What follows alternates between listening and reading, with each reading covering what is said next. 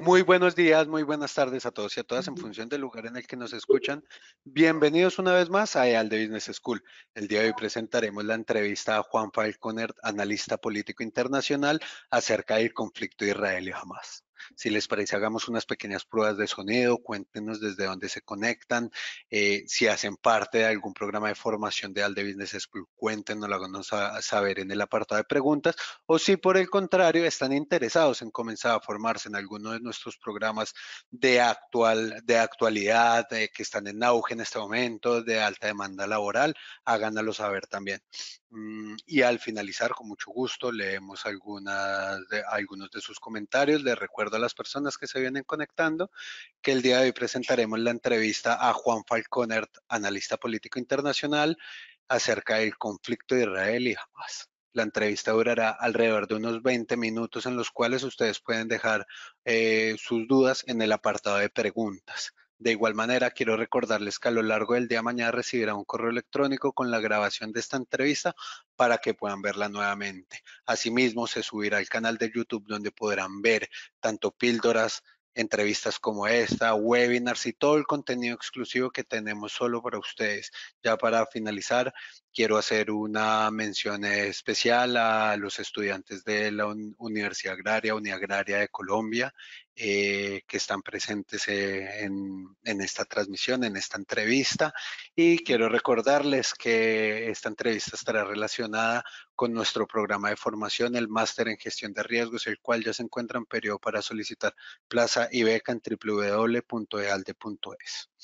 Eh, Antes de presentar a nuestro invitado del día de hoy, a Juan Falconer, quisiera hablar un poco de su hoja de vida. Él es abogado egresado de la Universidad Militar Nueva Granada, especialista en Derecho Administrativo de la Universidad del Rosario, magíster en Derecho de Estado, con énfasis en Derecho Público de la Universidad Externado de Colombia, entre otras. Tiene una alta experiencia en el sector y pues hoy sus conocimientos serán de total interés para nosotros, para la audiencia que nos convoca. Juan, bienvenido, ¿qué tal? Alejandro, un fuerte saludo para ti y todas las personas que se conectan y nos acompañan en este momento y que pues mantienen un interés en saber pues estas discusiones a nivel internacional. Entonces pues muy complacido como siempre de estar en este espacio que considero mi casa. Claro que sí, Juan. Adentrándonos un poco ya más al tema al que vinimos a hablar, cuéntanos un poco de lo que está ocurriendo actualmente en Medio Oriente. ¿Cuáles fueron esas causas? ¿Cuál es la reciente causa o el motivo principal que ha desatado esta guerra? Bueno, pues hay que decir que son varios elementos. Existen tres grandes momentos, digamos, históricos en los cuales se ha conocido las diferencias se han suscitado en Medio Oriente entre Palestina e Israel. Pero yo quisiera hacer énfasis en dos que me parecen muy importantes y que de pronto no se ha reflexionado mucho sobre el tema. La primera tiene que ver con lo ocurrido en la Segunda Guerra Mundial, cuando hay un nuevo orden internacional y ese nuevo orden internacional lo que produce es que algunos estados empiezan a tener unas distribuciones y unos límites diferentes y también esto obedece, digamos, a quienes ganan la Segunda Guerra y también ese reconocimiento histórico que hace la humanidad tras haber perseguido al pueblo judío y todo lo que tuvo que ver con el holocausto y lo que hicieron los nazis con los judíos, que es un tema, digamos, lamentable que merece ser totalmente reprochado y siento que la humanidad siente la necesidad, ¿cierto?, de darle un territorio a Israel para que ellos puedan empezar a proyectarse y, digamos, saldar de cierta manera esta deuda. Pero no solo ocurre en Medio Oriente, miremos cómo también se da el límite de las dos Coreas, miremos lo que pasa con Alemania, con el muro de Berlín, entre muchos otros. Entonces, es decir, hubo una distribución de territorios después de la Segunda Guerra Mundial y por eso es que nosotros encontramos a una Israel, digamos, ocupando unos territorios que inicialmente se conocían como de Palestina, pero que, digamos, a partir de la redistribución geopolítica, pues eso otorgaba a Israel. Nosotros veníamos de un espacio, digámoslo, desde el 2019, donde había una calma o una tensa calma entre Palestina e Israel, donde no habíamos vuelto a ver enfrentamientos bélicos, por lo menos de la naturaleza como la intifada y todo lo que nosotros hemos visto de esos grandes conflictos que se han dado en la región. Y digamos, aquí hay unos actores importantes que también tenemos nosotros que empezar a tener en el radar. El primero es que existe la autoridad palestina, la autoridad palestina que ha sido y que tiene reconocimiento en varias partes del mundo, inclusive por dar un ejemplo aquí en Colombia, ellos tienen representación diplomática y tienen un reconocimiento importante. Y por el otro lado, pues tenemos una estructura que ha sido un grupo terrorista que ha sido denominado Hamas y que el cual tiene, digamos, unas dinámicas totalmente diferentes y pues una de las complicaciones que pueden darse es que la gente muchas veces no comprende frente a quién es la guerra.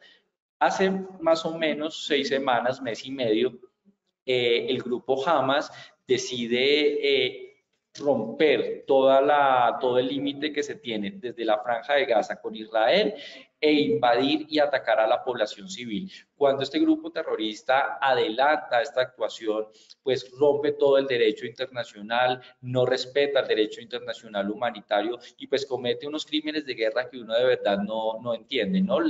Digámoslo, la sevicia y todas esas actuaciones deplorables, torturan personas, sobre todo, es que atacaron civiles, ¿no? O sea, rompen digamos, toda la estructura de seguridad que estaba limitando con la franja de Gaza, ellos invaden y aparte, desde la noche anterior se tiene conocimiento que se dispararon más de 5.000 misiles desde la franja de Gaza, hay que decirlo, de fabricación iraní, fueron entregados por ellos y empieza a atacarse a Israel de una manera desproporcionada. Israel cuenta con un escudo antimisiles que logró contener, digamos, la gran mayoría, pero los que llegaron atacaron a la población civil y el ataque que se hizo por tierra, pues que creo que ha sido uno de los más sanguinarios que se han presentado, digamos, en la historia reciente de este conflicto, pues genera una situación muy tensa y pues eso deriva en la guerra que estamos viviendo hoy en Medio Oriente, sin desconocer lo que ha pasado anteriormente, pero para pararnos en este momento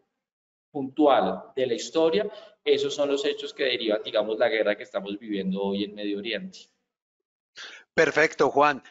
Procedo a recordarles a las personas que se están conectando que estamos con Juan Falconer, analista internacional, hablando sobre el conflicto Israel y Hamas. Saludo a Karina, que nos saluda desde Ecuador, a José Ventura, a José Antonio Hugo.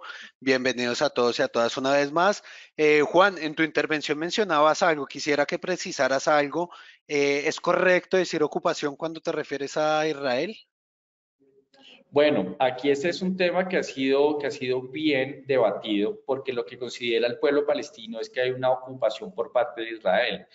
Y ese es un tema que tiene un amplio debate en la Organización de Naciones Unidas y en todo, digamos, la comunidad internacional en torno a si Israel tiene el derecho legítimo de ocupar este territorio. Yo utilizo la expresión ocupación porque ha sido la que ha suscitado el debate. Sin embargo, si tú me lo preguntas, en el caso de Israel, en ese territorio que se conoce como palestino, no hay ocupación. Yo creería que aquí lo que hay es una creación de un Estado legítimo reconocido por las Naciones Unidas, que ha demostrado ser un pueblo pujante, que ha trabajado para consolidar, digamos, los tres elementos que contemplan un Estado, que es un territorio, una población asentada en un territorio y un poder político que dinamiza, digamos, esas relaciones sociales. Entonces, considero que no debe haber tela de discusión sobre la legitimidad y la legalidad de que Israel esté asentada en este territorio, insisto, producto de una reorganización del orden internacional reconocido después de que vemos la Segunda Guerra Mundial. Sin embargo, evidentemente hay antecedentes históricos mucho antes, pero quiero hacer énfasis en ese porque este es el de la nueva realidad que nosotros estamos viviendo. Entonces Israel es un Estado que tiene todo el derecho de estar ahí, inclusive el pueblo palestino también tiene ese derecho legítimo. Lo que ha faltado, digamos, es liderazgo internacional para poder limitar claramente, digamos, estas fronteras y permitirle al pueblo palestino también que pueda crecer y proyectarse en la historia. Perfecto, Juan. Vayamos precisando un poco más en las respuestas. ¿Crees que la guerra es contra Hamas o es contra la autoridad palestina? ¿Y cuáles podrían ser esas diferencias? Bueno, aquí hay que establecer, digamos, que la guerra entre Israel que se está llevando en Medio Oriente es contra el grupo terrorista Hamas, que se encuentra, digamos, en la franja de Gaza y que ellos tumban el sistema de gobierno y a través de vías de hecho lo que hacen es se quedan con el poder y a partir de ahí se dedican a hacer actos delictivos y atacar a Israel. Y aquí llama la atención una cosa y es que Hamas nunca ha tenido, digamos, una intención de pensar en su gente, de pensar en la proyección de su territorio, sino única y exclusivamente se han dedicado a atacar a Israel desde las vías bélicas y las vías de hecho. También hay que establecer, digamos, si uno mira el mapa de Medio Oriente, ve que hay dos grandes divisiones, ¿no? Entonces, la que nosotros encontramos en Cisjordania, que es la autoridad palestina reconocida, que ha firmado varios acuerdos internacionales, que no han acudido a la guerra y que están en una lucha que todos podríamos entender. Esa parte que está ubicada en Cisjordania es la parte que ha contado con la legitimidad y que se comparten las causas del pueblo palestino y la Palestina libre que seguramente muchos quieren ver. Pero del otro lado, en Gaza, es donde está esta estructura de Hamas, que son los que han llevado estos actos terroristas y estos actos de guerra y quien con Israel ha adelantado, digamos, estas acciones militares. Entonces, yo sí creo que una, por ejemplo, de las soluciones que podrían darse en esta guerra es que la franja de Gaza no puede ser ocupada por Israel. Yo creería que si Israel hace una nueva ocupación de este territorio, pues podríamos tener una guerra que se va a prolongar mucho en el tiempo. Una vez derrotado militarmente Hamas, la franja de Gaza debería ser entregada a la autoridad palestina para que los civiles palestinos puedan tener una proyección y puedan empezar la reconstrucción del Estado. Mientras esto no ocurra, y recordemos las prácticas de Hamas que han sido por demás muy preocupantes y es que ellos han violado todo el derecho internacional humanitario porque es que sus bases militares se encuentran debajo de hospitales, debajo de casas donde viven civiles. Entonces las operaciones militares que se han adelantado por parte de Israel se han dificultado mucho porque ellos han puesto escudos humanos que ha sido a la población palestina, a la población inocente, para que las acciones militares no logren sus cometidos, que es romper la estructura de este grupo terrorista y adicional a eso, pues lograr no solo su desarticulación, sino lo que ha dicho Israel, ¿no? Desaparecerlos totalmente, lo cual pues es un tema bastante debatible, pero bajo el lenguaje que ha utilizado el gobierno de Israel, sí se entendería, digamos, que esa va a ser, digamos, como el resultado final que se persigue, porque ya se hizo el ataque aéreo, ahora estamos frente a la incursión terrestre, que digámoslo en materia de guerra, esa es la fase final cuando ya se apropian de los territorios. Recientemente en edificios gubernamentales y militares en la Franja de Gaza, Israel ya tiene pleno control y dominio. Entonces, yo sí hago este énfasis, la guerra no es contra la autoridad palestina, muchos comparten la causa palestina por demás y aparte siento que Israel ha sido muy respetuoso con la parte de Cisjordania. El gran problema se encuentra en la Franja de Gaza, controlada hoy por hoy por un grupo terrorista. Entendido, perfecto. ¿Crees que entonces que las acciones militares llevadas a cabo por el gobierno de Israel están ajustados al marco del derecho internacional? Bueno, aquí este es un tema, digamos, que en materia de derecho internacional siempre se ha manejado y es el tema de la legítima defensa de los estados.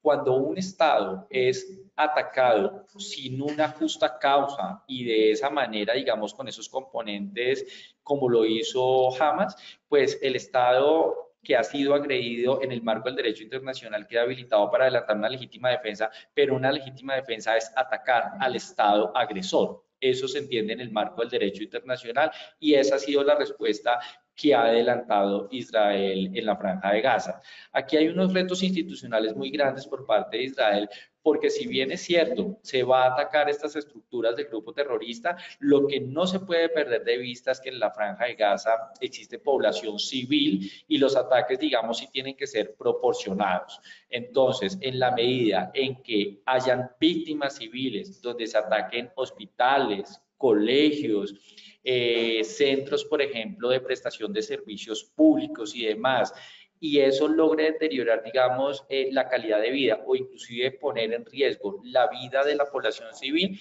ahí se estaría vulnerando el derecho internacional humanitario. Entonces yo siento que Israel tiene un derecho legítimo de atacar, pero ese ataque tiene que estar dirigido a bases militares y a estructuras del gobierno de Hamas, gobierno ilegítimo por demás, y ser muy cuidadoso con la población civil, porque es que el derecho internacional humanitario, si revisamos los protocolos de Ginebra, pues hacen mucho énfasis en esa protección de la población civil y eso es hoy por hoy lo que está cuestionando el mundo y es que Israel es acompañado por gran parte del mundo que rechazó estos actos terroristas de los cuales fueron víctimas, ¿sí?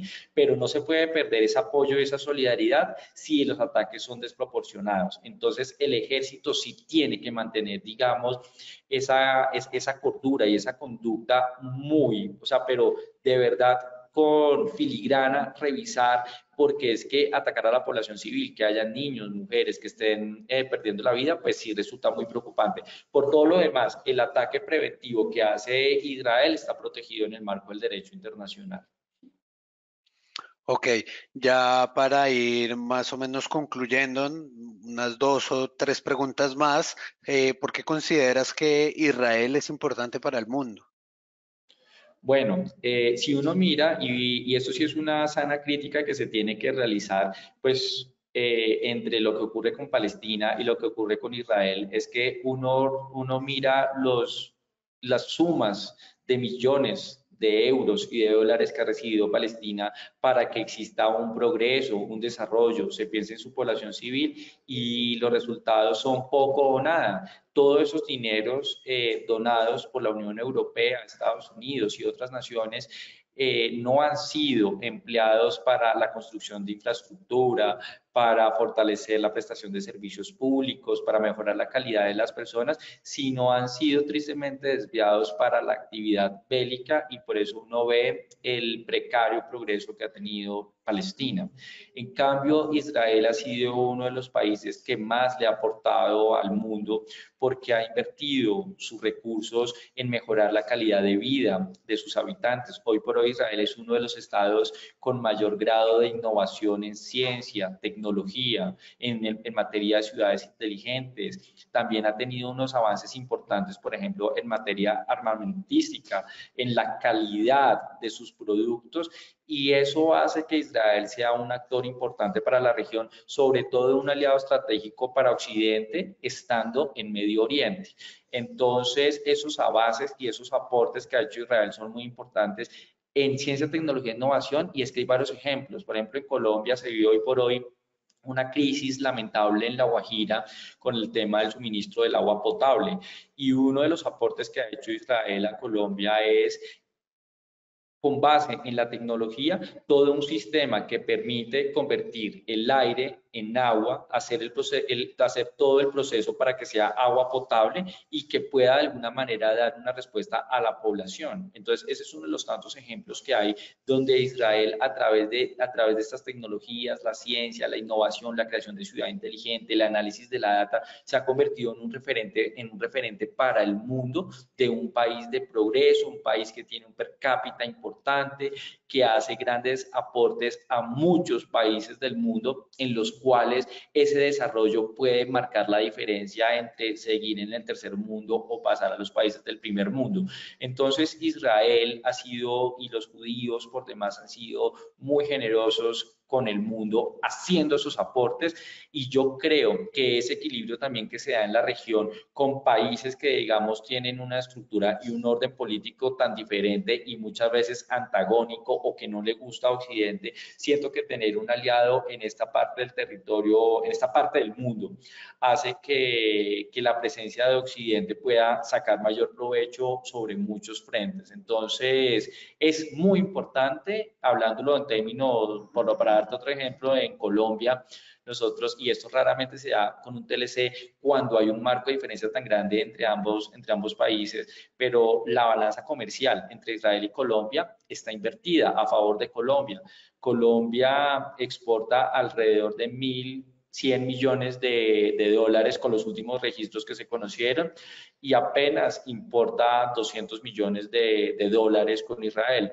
Es decir, que Israel le apuesta más al crecimiento de Colombia que a los beneficios que recibe de los colombianos. Entonces, ese es un ejemplo de la solidaridad que ha tenido Israel. Israel en asistencia, por ejemplo, el tema de seguridad nacional en Colombia depende totalmente de Israel por el tema de la asesoría, por el tema de la ciberseguridad, por el tema del diseño y mantenimiento de toda la flota militar que tiene Colombia y demás. Entonces, los avances son muy importantes y aparte Israel, por ejemplo, nos ha dado los mejores precios en el mercado. Si nosotros saliéramos, como lo dijo en su momento el presidente Petro, a comprar y recibir esa asistencia de seguridad a otros países como Francia, los precios serían 2 o 3 veces los que están en el mercado. Israel ha sido un pueblo generoso con Colombia y con el mundo. Perfecto, Juan. ¿Qué consecuencias crees que puede traer para Latinoamérica en general este conflicto, tanto económico o en el área que quieras explorar? Bueno, acá hay un reto institucional muy grande y es el tema, por ejemplo, de las relaciones diplomáticas que se tienen en estos momentos. Miremos, por ejemplo, cómo los países que se han autodenominado progresistas, que son la gran mayoría en América Latina y el Caribe, si uno mira el mapa, pocos países, digamos, tienen una tendencia ideológica diferente. Tal vez en un 90% la presencia de los países progresistas, pues, han marcado una tendencia. Estos países han sido muy críticos frente a lo que ha pasado con Israel, solidarizándose con Palestina, lo cual no está mal.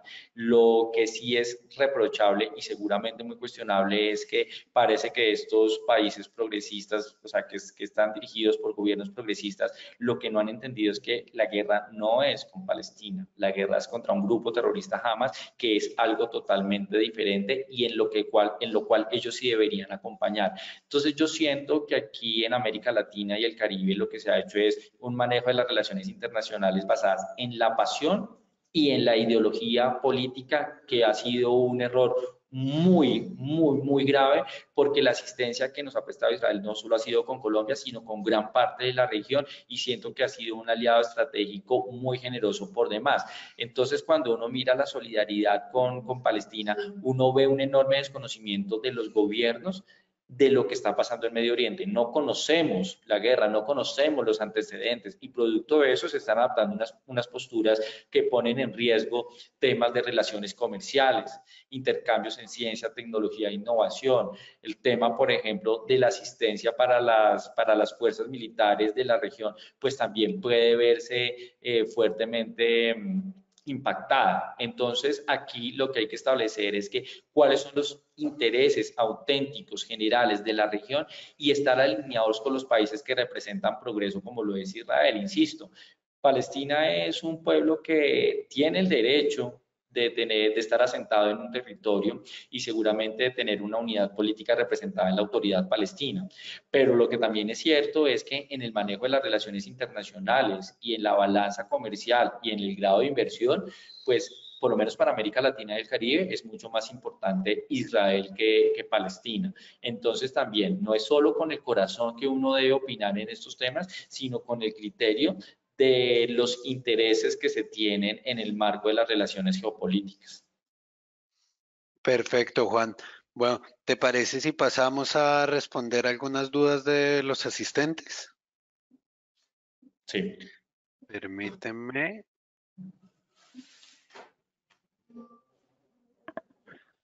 Nos saluda Rafael Ángel Campo. Cordial saludo, estimado doctor Juan, desde ETIC. La presente pregunta tiene que ver con un tema en el que sabemos que es experto, la negociación entre Estado y grupos al margen, como pasa con el Estado y la guerrilla, o en el caso de Israel y Hamas. Permíteme que es que no puedo visualizar bien de Israel y Hamas. No es una desventaja para los estados porque todo lo que hagan será juzgado internacionalmente, mientras que los grupos terroristas solo se juzgan por el gobierno agredido. Es una intervención, es una aseveración de Rafael Ángel. Nos pregunta por otro lado Juan Pacheco, buenas tardes. ¿Qué inherencia ha tenido el factor religioso en este conflicto desde sus inicios y en la actualidad? Evidentemente, digamos, esta guerra ha tenido varios componentes, ¿no? El componente, digamos, religioso al cual yo no me he referido, digamos, mi intervención ha estado basada en las dinámicas políticas actuales, digamos, desde la Segunda Guerra Mundial hacia adelante, pero este tiene un amplio componente también religioso. Es más, los orígenes de esta guerra encuentran su asiento en las creencias que han tenido. Si ustedes miran, por ejemplo, el mapa de Medio Oriente, pues vemos una amplia presencia musulmana, ¿cierto? También vemos una amplia presencia de los países árabes que tienen una corriente ideológica muy diferente a las de Occidente y encontramos, pues, digamos, Israel que se identifica más con los valores de Occidente y con unas posturas religiosas, digamos, que no son más afines. Entonces, para responder la pregunta, evidentemente hay un fuerte componente ideológico, pero hoy por hoy la guerra se basa más en aspectos territoriales, pero la naturaleza, la razón de ser, el origen, desde la tierra prometida, desde lo que se hablaba en los registros bíblicos y demás, tiene que ver con la Tierra Santa que representa. Jerusalén ha sido un centro internacional, digamos, de fuertes polémicas porque Israel tiene en estos momentos un estatus internacional en el cual se considera neutro, ¿cierto?